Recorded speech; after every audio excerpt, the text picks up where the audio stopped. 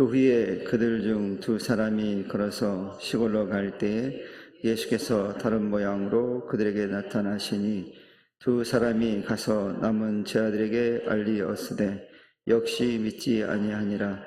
그 후에 11 제자가 음식 먹을 때에 예수께서 그들에게 나타나사 그들의 믿음 없는 것과 마음이 완악한 것을 꾸짖으시니 이는 자기가 살아나는 것을 본 자들의 말을 믿지 아니함이로라. 또 이르시되 너희는 온 천하에 다니며 만민에게 복음을 전파하라. 아멘. 오늘 제자의 사명이라고 하는 그런 말씀의 제목과 함께 은혜의 말씀을 나누기를 원합니다. 오늘 본문에 보면 사명을 잃어버렸을 때 어떻게 되는가 하는 모습을 제자들의 모습을 통해서 우리가 발견할 수가 있습니다.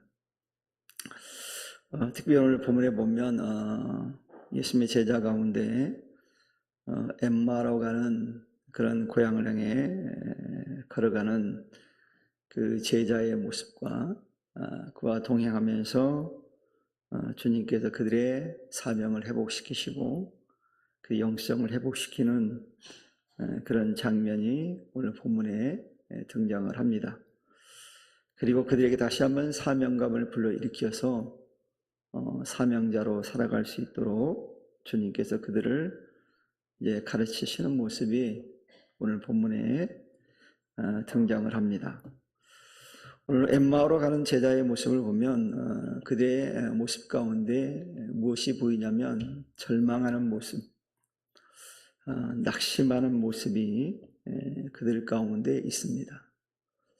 사실 무엇인가 목표를 가지고 목적을 가지고 기대를 가지고 일하다가 자기가 목표하는 것이 멈췄을 때 그 절망감, 낙심은 대단할 겁니다. 그들이 그렇게 믿고 따랐던 주님의 십자가에 죽고 난 이후에 고향을 향해 가는 길이었기 때문에 그들은 정말 걸어감에 있어서도 별로 즐거움이 없고 힘이 없었을 겁니다. 우리 예를 들어서 우리가 좋은 소식을 전하고 할 때는 여러분 어때요? 힘있고 즐거운 마음으로 돌뿌리에 부딪혀도 고통도 안 느끼고 막 갑니다. 근데 나쁜 소식을 전하러 갈 때는 어떻습니까? 좀 더 천천히, 좀 늦게 갔으면 하는 그런 바람이 있어요. 그런데 우리가 살다 보면 아마 그런 여러분 경험을 마음이 그렇기 때문에 그런 것 같기도 해요. 우리가 급하고 조바심이 나고 뭐 이런 일이 발생해서 좋지 않는 일이 발생해서 운전을 하고 갈 때는 그리고 빨리 도착해야 될 상황이에요. 그런데 그럴 때 운전하다 보면 어떤 느낌이 들어요? 신호등이 족족 걸리는 경우가 있어요. 이상하리만큼. 왜 이렇게 잘 걸리는지 좀 빨리 가서 알려야 되는데 막 그래서 급한 일이 있을 때는 그래요. 그런데 좀 여유 있고 마음이 평화롭고 즐거운 상태에서 가면 어때요? 신호등이 안 걸리는 것처럼 쭉 가는 걸 봐요. 이런 것처럼 오늘 엠마오로 가는 제자들이 그랬을 것 같아요. 낙심하고 절망 상태이니 그 고향으로 하는 길이 얼마나 힘들고 버겁고 그랬을까라는 생각이 듭니다. 근데 중요한 것은 그들이 그 길을 가는 가운데 누가 동행했냐면 주님께서 그들과 함께 했다는 거예요. 근데 문제는 뭐냐면 그들이 그걸 전혀 몰랐다는 거예요. 주님이 함께 있는데 그분이 주님이라는 걸 그들이 알아채지 못했다라는 거예요. 그분이 누구인지 전혀 또한 관심을 두지 않았어요. 그래서 알아보지 못하니까 관심도 없죠. 그런데 그거에 대해 성경은 뭐라고 설명하고 있냐면 그들의 눈이 가려져서 주님을 알지 못했다는 거예요. 눈이 가려지니까 모르는 거예요. 우리가 어떤 길을 가다 보면 다른 것에 집중하게 되어지면 아는 사람도 지나치는 경우가 있어요. 평생 잘 알던 사람인데 모르고 지나쳐서 오해를 받아서 욕을 먹는 경우가 있어요. 그런 경험 안 해보셨어요? 저는 여러 번 해가지고 이해갑니다. 그래서 그런 경우가 있었어요. 그냥 지나갔는데 나중에 뭐 저 때문에 상처 입고 삐졌대는 거예요. 목사님이 아는 척 안 했대, 자기를. 옆으로 지나갔는데. 저는 근데 마주친 기억이 전혀 나지 않아요. 왜 그랬을까요? 제가 다른 것을 깊이 묵상하다 보니까 뭘 묵상했는지는 여러분 밝힐 수 없고, 뭔가를 깊이 묵상하다 보니까 다른 게 보이지 않은 거거든요. 그쪽에 눈이 열려 있지 않으니까. 아마 제자들도 그랬던 것 같아요. 너무 낙심하고 절망 가운데 있으니까 다른 것에 대해서 관심이 없는 거예요. 그러다 보니 눈이 가려져서 주님을 알지 못한 거예요. 주님 옆에서 말씀해줘도 모르는 거예요. 여러분, 이들의 모습을 보면서 여러분 어떤 생각이 듭니까? 우리 주변에도 이런 사람들의 모습이 많이 있습니다. 참 많아요. 그래서 지금도 수많은 믿음의 사람들을 통해서 주님의 복음이 증거되고 있잖아요. 심지어는 부모가 자녀에게, 또 자녀가 부모에게, 형제가 형제에게 이 복음을 전하고 있거든요. 그리고 안타까우면 여러분들이 어떻게 해요? 막 기도하잖아요. 근데 여전히 어때요? 그들은 지금도 그들은 여전히 주님을 알지 못한 채 세상을 향해서만 가고 있어요. 사실 우리의 고향은 하나님 편이거든요. 하나님 쪽에 있고 하나님 나라에 있거든요. 우리 고향은 사실. 왜요? 하나님 우리를 만드셨잖아요. 우리가 예를 들어서 우리가 태어난 곳이 고향이잖아요. 뭐 경기도가 될 수 있고 충청도가 될 수 있고 경상도가 될 수 있고 전라도가 될 수 있고 서울이 될 수 있고 다 고향이 태어난 곳이 다르거든요. 태어난 곳이 고향이잖아요. 하나님 우리를 만드셨으니 우리의 원래 고향은 어디예요? 하나님 쪽에 있는 거예요. 그런데 그들이 어떻습니까? 그들이 여전히 그 고향을 등지고 사는 거예요. 그러니까 잊어버린 거죠, 고향을. 가끔 저한테 사람들이 목사님 고향 어디세요? 그럼 제가 제 고향 어디인지 맞춰보세요. 그러면 잘 못 맞히더라고요, 저는. 왜 못 맞힐까요? 제가 사투리를 전혀 쓰질 않아요. 그럼 제가 사투리를 쓸 줄 모르냐? 쓸 줄 알아요. 고향 친구들 만나면 딱 같이 사투리를 씁니다. 그런데 제가 오랜 세월 서울에 살고 또 충청도에 살다 보니까 오히려 사람들이 저한테 충청도가 고향 아니에요? 그러더라고요. 네. 그래서 제가 아니라고. 알아맞혀보라고. 막 이 사람들이 잘 못 맞춰요. 여러분 제 고향 다 아시죠? 이번에도 무슨 사건이 있었잖아요. 저희 고향에서. 어린아이가 물에 빠져서 감전 사고가 났던 그 동네. 곡성이라는 동네. 곡성이 그렇게 나쁜 일로 많이 안 나왔는데 요즘 나쁜 일이 나와서 좀 안타깝지만 아무튼 이 고향이라는 게 다 있거든요. 그래서 우리 원 고향은 하나님 쪽에 있는 거예요. 근데 사람들이 고향을 모르고 등지고 살아요. 잊어버리고 사는 거예요. 근데 그 길은 결국 멸망의 길이라는 길임에도 불구하고 그 사실을 모른 채 사람들이 걸어가고 있다는 거예요. 이게 안타깝죠. 고향을 잊고 원 고향을 잊고 영적 고향을 잃어버리고 사는 삶은 결국 그 길이 멸망인데도 그걸 모르고 산다는 거 안타깝잖아요. 그 오늘 본문의 제자들 역시도 그랬다는 거예요. 자신들과 동행하시는 분이 부활하신 예수님인데도 그 사실을 까맣게 잊어버렸어요. 그리고 고향을 향해 걸어가고 있는 거예요. 어떤 상태로? 낙심과 절망 상태로. 소망이 없잖아요. 분명히 주님께서 십자가에 지시기 전에 얘기해 줬잖아요. 자신이 어떻게 될 거라는 거. 십자가에 죽으시고 부활할 거라는 거. 예수님 늘 말씀해 주셨어요. 그 얘기는 반대로 얘기하면 그 말씀을 들었음에도 불구하고 절망과 좌절 가운데 있다는 건 뭐냐면 믿지 못한 거예요. 못 믿은 거죠. 못 믿으니까 그런 좌절하고 낙심한 거예요. 근데 이 상황 가운데 우리가 꼭 주목해야 될 주님의 모습이 있습니다. 여러분, 주님께서는 이 영적으로 무지 가운데 있는 그들에 대해서 비난하거나 책망하지 않으셨어요. 오늘 말씀에 보니까 그들에게 성경의 진리를 주님이 어떻게 했다고 그랬습니까? 자세하게 풀어서 다시 설명해 주신 거예요. 일깨워 주신 거예요. 그들 스스로 영적인 무지를 깨달을 수 있도록 주님이 따뜻하게 인도해 주신 거죠. 이처럼 주님께 진리를 자세하게 설명해 주실 때 비로소 제자들의 마음이 어떻게 했다고 그랬습니까? 뜨거워졌대. 그래서 우리가 말씀을 듣고 읽을 때 우리가 마음이, 가슴이 뜨거워져야 되는 거예요. 왜 그럴까요? 말씀은 살아있는 생명, 살아있는 거니까. 히브리서 기자가 분명히 말씀했잖아요. 말씀은 살아있다고. 살아있으면 꿈틀거리게 돼 있는 거예요. 혹시 여러분 낙지라는 음식을 드셔보셨어요? 낙지탕 이런 거. 그러면 낙지탕 이런 할 때 죽은 거 넣어줘요? 살아있는 거 넣어줘요?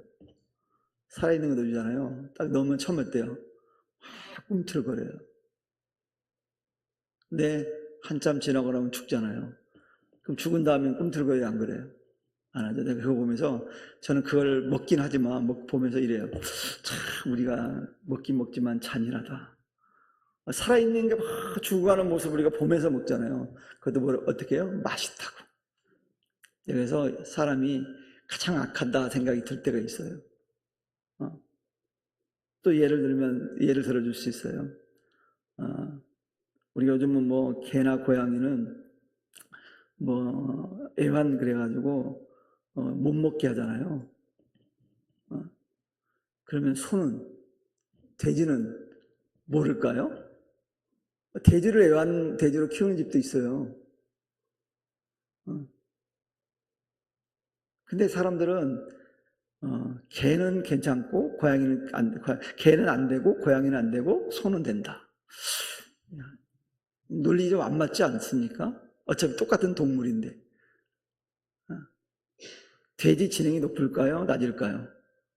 상당히 높습니다. 소요? 높아요. 개도 높지만. 다 동물은 똑같아요. 어떻게 보면. 동물의 관점에 보면. 근데 요즘 누구만 대우를 받고 살아요? 개하고 고양이만 대접받고 살아요. 우리나라도 이제 보신탕을 못 먹게 하잖아요. 그 전까지만 해도 사람이 먹었어요. 그러면 시골에서 예전에 시골 교회 남존대회가 꼭 1년, 시골 교회는 그걸 해요. 1년 연중 행사. 심지어 예전엔 시골에서 개 잡을 때는 개는 어떻게 해야 맛있다고 그래요? 때려서 잡아먹어야 맛있다고 그래. 때렸어요. 정말 인간이 잔인해요. 사람이 가장 잔인한 것 같아요. 그런 거 보면. 아무튼 뭐 하다가 이렇게 갔는지 모르겠지만 자기가 인간만큼 잔인한 게 없거든요.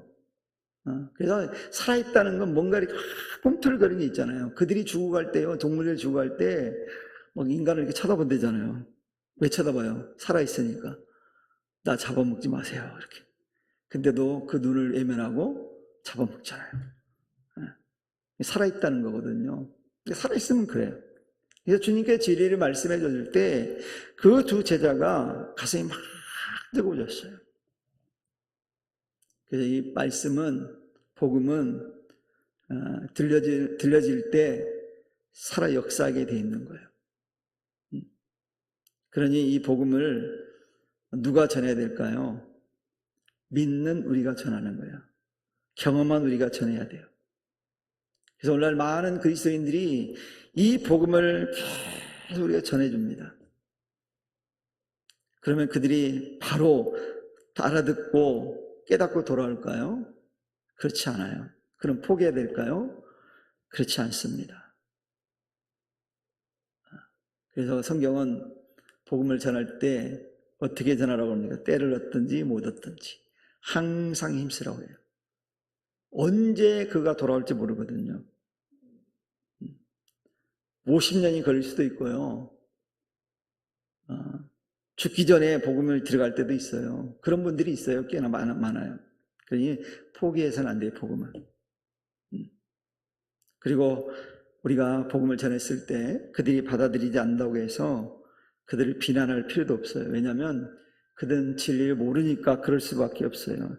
깨닫지 못하기 때문에 그런 건데 알지도 못하는 사람들을 막 하면 되겠어요? 예를 들어서 애가 글씨를 몰라요, 전혀.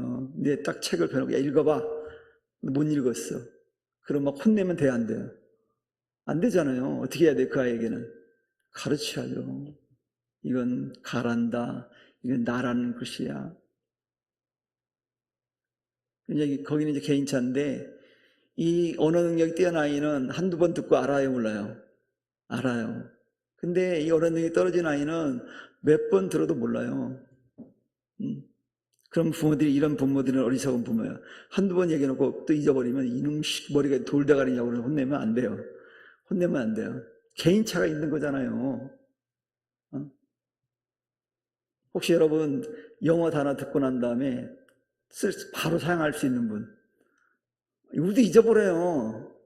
다른 나라 언어니까. 그런데 어떤 친구들은 영어 언어 능력이 뛰어난 사람은 딱 한 번 듣고 어때요? 다 기억해요. 차이가 있다니까요.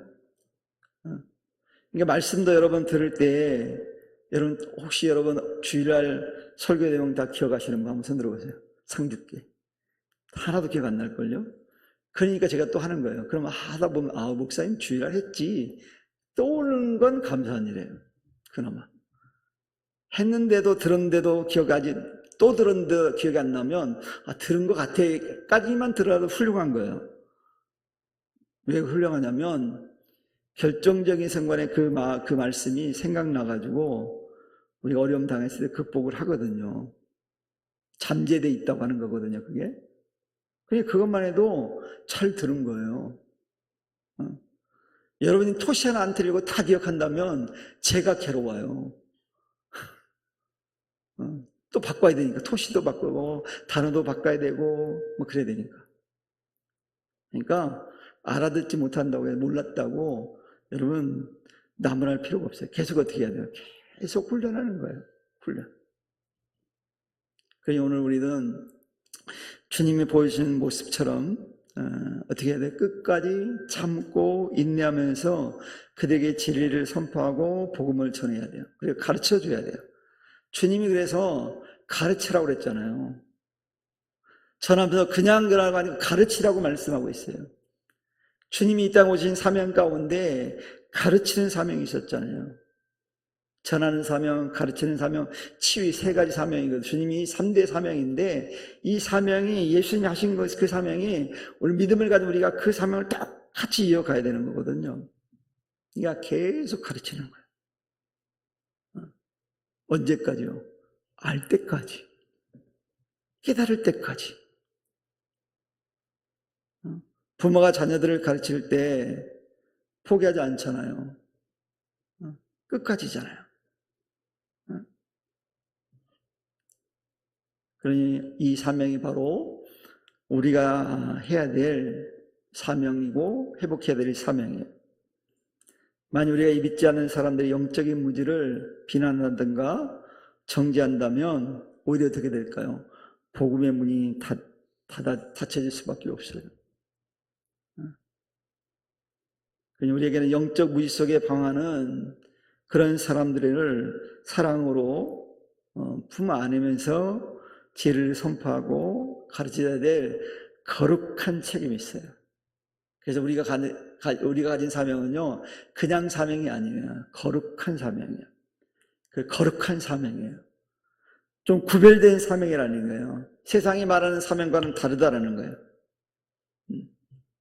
이런 주님의 모습을 우리가 오늘 본문에 살펴볼 수 있잖아요. 그래서 이 주님의 모습을 보면서 우리가 좀 위로를 받아야 돼요. 내가 우리 아들, 우리 자녀가 아직도 복음을 받아들이지 않고 그렇다 할지라도 이 말씀을 통해서 위로가 돼야 돼요. 예전에 제가 살가던 교회에 그 젊은 집사님이 정말 뺀질뺀질했어요. 그 집사님이 진짜 내가 속으로 막 욕을 했어요. 저 정도 들었으면 좀 바뀌어야 되는가? 인간이 왜 이렇게 저 모양이야? 그래서 속으로요. 속으로 대놓고는 안 하고. 그래서 제가 그 사역지를 떠났어요. 몇 년 뒤에 목사님 그 교회 한번 오라고 가봤더니요. 이분이 그 헌신예배 나올 양반이 나와 앉아있더라고요. 물어봤어요. 저 집사님 바뀌었네요. 그랬더니 여전도 회장이래요. 그리고 요즘 정말 열심히 한다는 거예요. 새벽에도 나오고 하여튼 교회 일을 적극적으로 하는 사람이 바뀌었더라고요.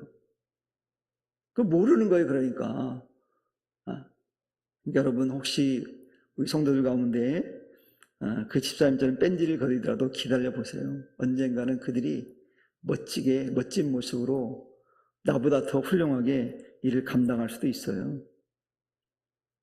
어떻게 하면요? 우리가 포기하지 않으면. 우리가 포기하지 않고 기다려주면 그들이 바뀔 수가 있어요. 그리고 특별히 오늘 주님의 말씀을 통해서 우리는 주님의 모습을 보면서 내가 영적인 어리석음에 빠져서 주님을 바라보지 못할 때도 주님은 결코 나를 외면하거나 모른 채 하지 않으신다라는 거예요. 기다려주고 있다는 거예요. 주님이 여러분을 기다리고 있는 거예요. 누구야? 내가 기다리고 있다. 그리고 늘 함께하고 계세요. 다만 오늘 엠마의 제자들처럼 내가 못 알아볼 뿐이고 내가 알지 못할 뿐이지 주님이 여전히 나와 함께하고 있다는 사실이에요. 이런 주님의 신실한 사랑이 오늘 저 여러분에게 가장 큰 위로가 되는 사실을 깨닫는 은혜가 있기를 축원합니다. 그러니 감사할 일이죠. 내가 좀 게으름 피워도 내가 좀 등한시해도 주님이 나를 예면하지 않는 거예요. 그 얼마나 큰 은혜입니까? 이런 주님의 예면함 없으신 그 사랑으로 인해서 엠마오로 가던 이 두 제자가 영적 무지에서 깨어납니다. 말씀을 듣다 보니까 주님이라는 걸 딱 깨달아요. 그들이 깨닫는 순간 이 엠마오의 두 제자가 어떻게 바뀌었습니까? 보니까 발길을 탁 바꿉니다. 가던 길을 유턴하는 거예요. 이 길이 아니구나. 내가 지금 육적인 고향으로 갈 때가 아니라는 걸 깨닫고 어디로 올라가요? 예루살렘으로 올라갑니다. 다시. 예루살렘은요, 영적인 고향이에요. 영적인 회복을 의미하기도 해요. 예루살렘으로 이 두 제자가 돌아갑니다. 그리고 그곳에 가서 뭐합니까? 예루살렘에 모여있던 다른 제자들에게 자신이 만난 예수님에 대해서 그 자신들이 행하신 주님의 역사에 대해서 생생하게 증언을 해요. 우리가 그 주님을 만났다. 얘기 다 했을 거 아니에요. 자기들이 엠마오로 가다가 어떻게 주님 만났는지, 주님이 자신들에게 어떤 말씀을 드렸는지 증언을 했어요. 증언을. 근데 여러분, 인간이 얼마나 완악하냐면 그 얘기를 다 듣고 난 다음에 할렐루야, 주님께 영광 이렇게 말한 게 아니에요. 그럼 얼마나 좋겠어요. 안 믿었어요. 안 믿었어요, 그들이.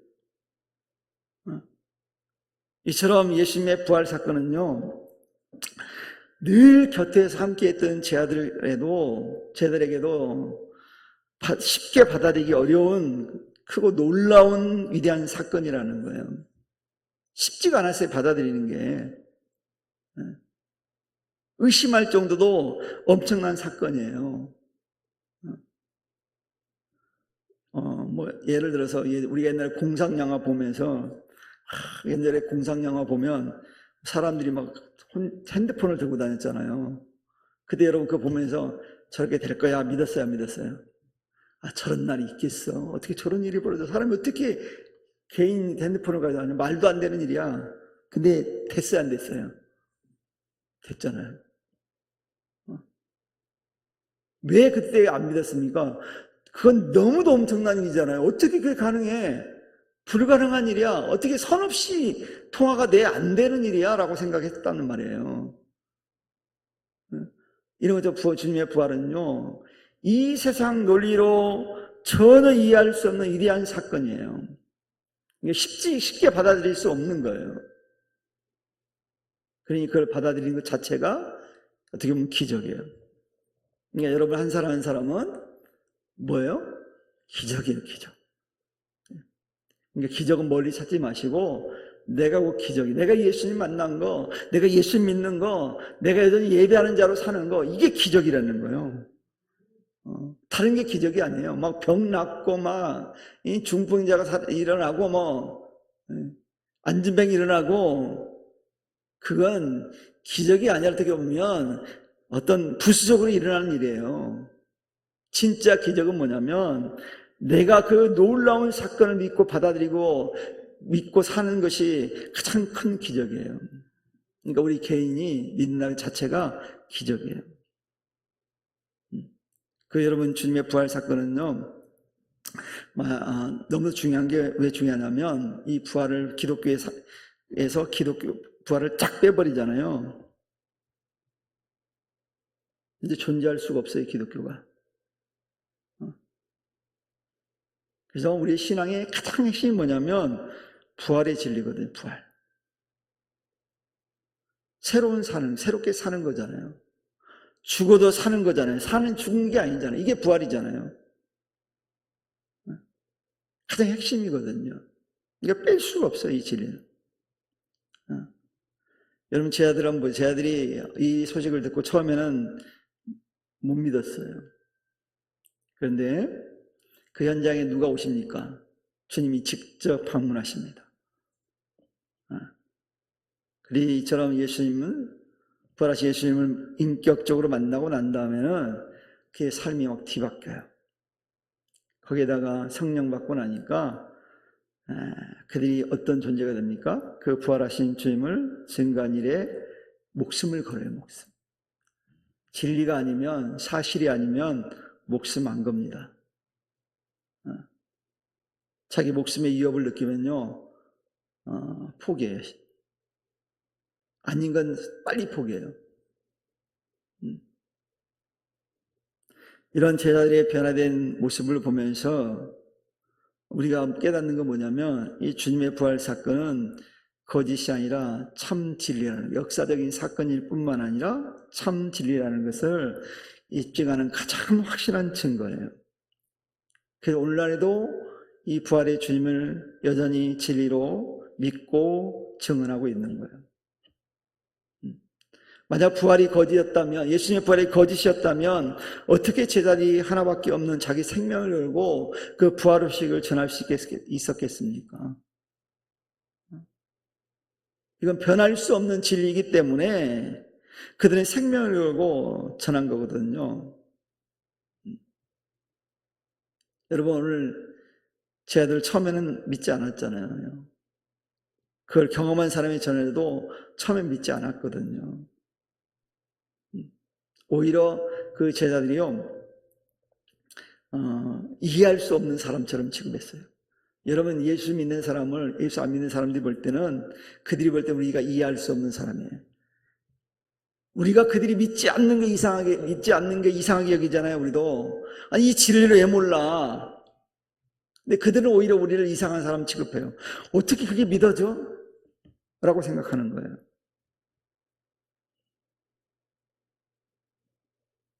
오늘 믿지 않는 제 아들에게 주님이 찾아오셔서 그들을 책망하시는 모습이 나와요. 주님이 뭐라고 얘기하냐면 그들의 믿음 없는 것, 마음이 완악한 것에 대해서 주님이 책망하는 거예요. 여기서 믿음이 없다고 하는 것은요, 근본적인 불신앙을 말하는 게 아니에요. 예수님 믿지 않았다면 그들이 그곳에 있지도 않았을 거예요.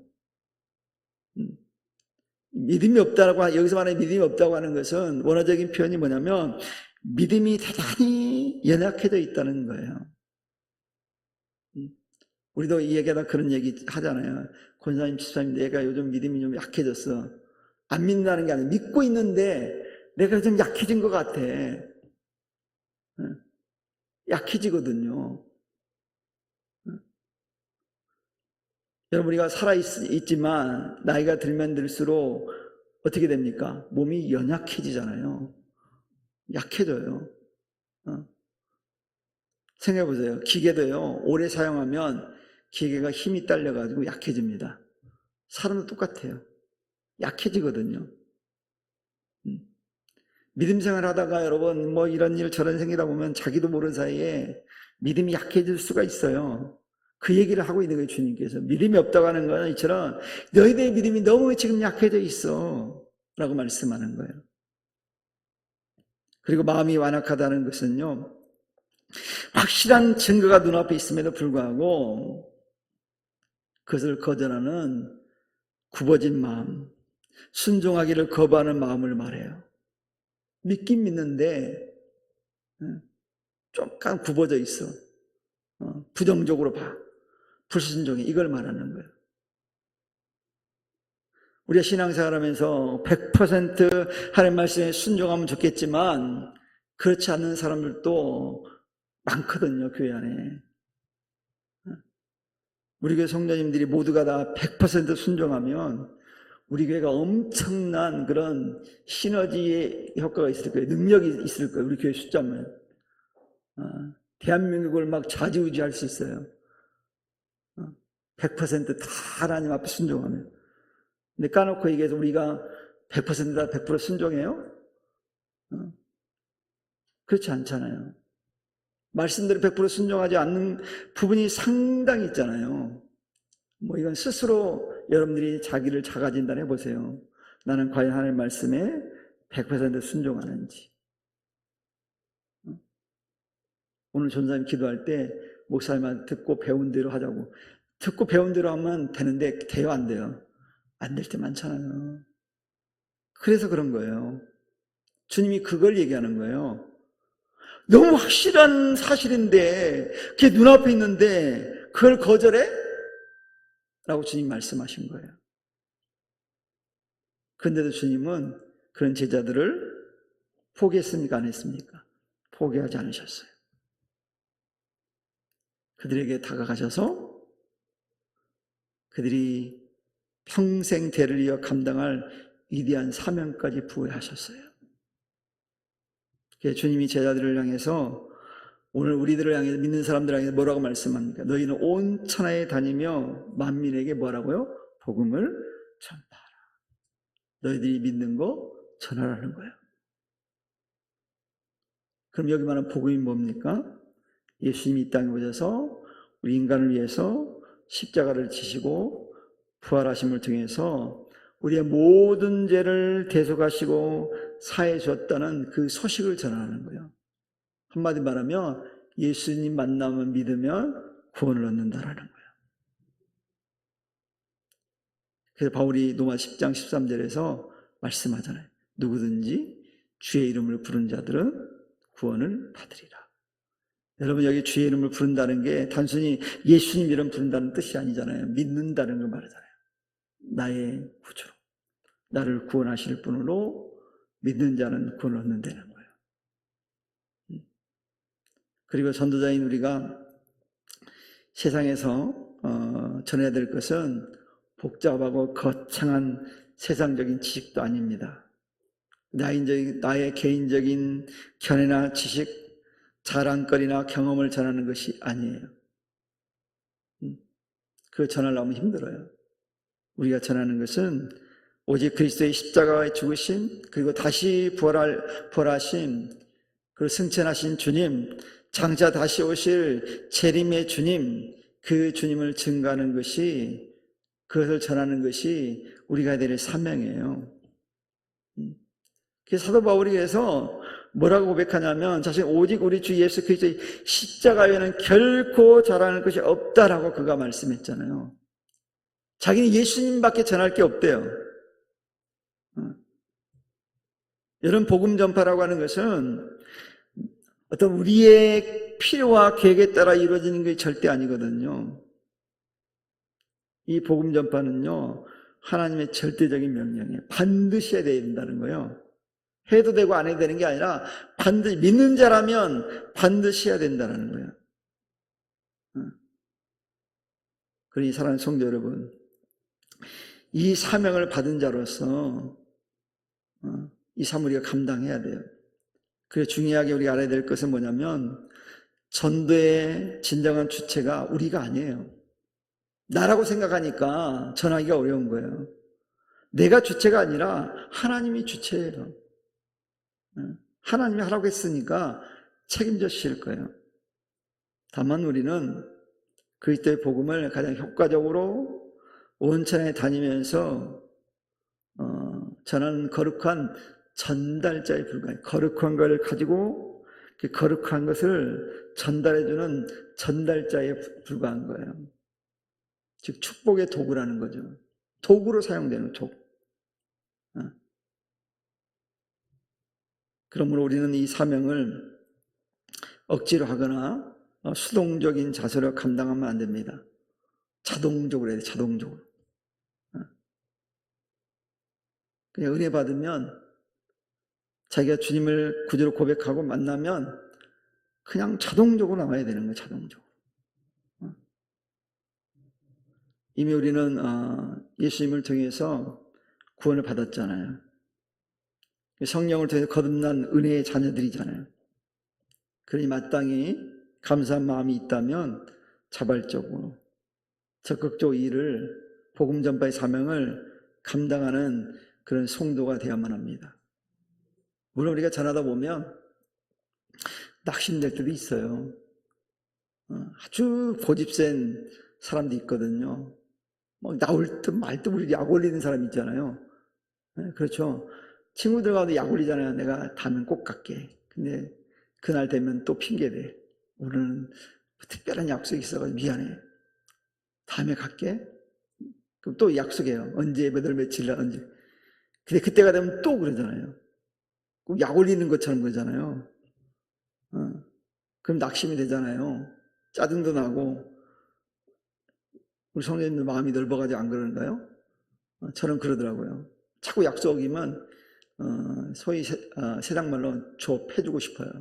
뒤통수를 그냥 갈겨가지고 다리 걸어가지고 확 잡아뜨려가지고 막 패주고 싶은데 그럴 수는 없잖아요. 그래서 그럴 때일지라도 우리는 포기하면 안 돼요. 왜요? 복음보다 나의 지식, 나의 생각, 나의 경험을 앞세우면 안 되거든요. 근데 이렇게 낙심하고 좌절하고 우울한 이유는 뭐냐면 내 지식과 내 생각과 나의 경험을 앞세우면 그럴 수 있어요. 내 복음의 주체는 앞에도 말씀드렸듯이 성령이 하나님이잖아요. 그러니까 내가 무엇인가 할 수 있다는 생각을 접고 나의 계산을 배제하고 나의 경험을 내려놓고 성령님을 의지할 때 비로소 하나님의 구원 역사가 일어나는 줄을 믿습니다. 그래야 되거든요. 내 생각, 내 계산대로 안 돼요. 복음 전파는. 내 계산대로면 얼마나 좋겠어요. 착착되면 얼마나 좋겠어요. 절대 그렇지 않아요. 우리가 계획을 딱 세워 멋지게 계획을 세웠어도요. 하나님께서 역사하지 않으면 아무 소용이 없어요. 사람이 마음으로 계획할지라도 그것을 이루시는 누구라고요? 하나님이 이루어야 돼요. 하나님. 그러니 사랑하는 성도 여러분, 이제 우리는 주님 다시 오실 때까지 우리에게 주신 이 복음 전파의 사명을 끝까지 충성스럽게 감당할 수 있는 그리스도인이 되기를 바랍니다. 바울이 고백한 것처럼 또 고면한 것처럼 때를 어떤지 못 얻든지 힘써야 돼요. 그래서 부활의 주님을 내가 이 땅에 사는 동안 주님이 나를 부르는 그날까지 전할 수 있는 은혜의 사람 되기를 바랍니다. 그러려면 치매 걸리지 말아야 돼요. 우리 모든 이 부평성학교 성도님들은 치매 안 걸리시기를 축원합니다. 치매 안 걸리고, 제가 그렇게 기도하자고 그랬잖아요. 치매 걸리기 전에 어떻게 하라고? 하나님 데려가달라고. 그러면 멋있잖아요. 그래서 우리 성도님들은 마지막 순간까지 복음 전하다가 멋지게 하나님께 쓰임받다가 이 세상을 마칠 수 있는, 그래서 하나님 나라에 이사하는 멋진 이사를 할 수 있는 은혜의 성도들 되기를 주님 이름 축원합니다. 기도하겠습니다. 하나님 감사합니다. 오늘 또